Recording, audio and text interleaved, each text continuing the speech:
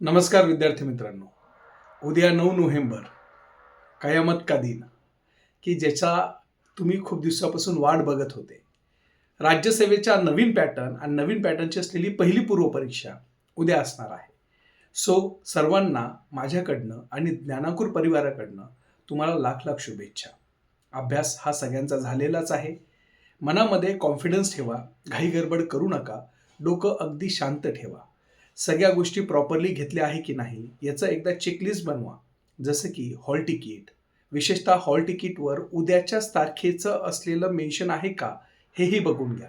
कारण की आपली ही 28 सप्टेंबरला होणारी एक्झाम 9 नोव्हेंबरला झाली आहे. त्यामुळं इथं सेंटर चेंज वगैरे झाले आहे का एकदा बघून घ्या. सोबतच आय डी प्रूफ असू द्यावे. आय डी प्रूफमध्ये पण ज्या काही आय डी तुम्हीच घेताय तर त्याचे झेरॉक्स कॉपी असायला पाहिजे. मिनिमम 2 कॉपीज सोबत ठेवा. पेन वगैरे व्यवस्थित चालू आहे की नाही ते एकदा बघा. इवन दो मी म्हणेल की उद्या तुम्हाला जर निघायचं असेल तर उद्या मॉर्निंगला निघता वेळेस तुम्ही हे पण बघून घ्या की आपलं डिस्टन्स किती लांब आहे.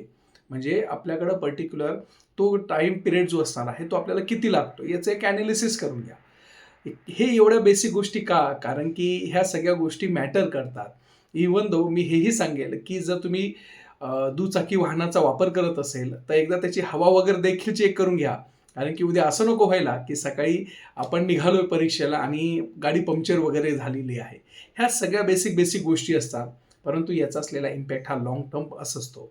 त्यामुळं माझ्याकडनं परत एकदा तुम्हाला लाख लाख शुभेच्छा.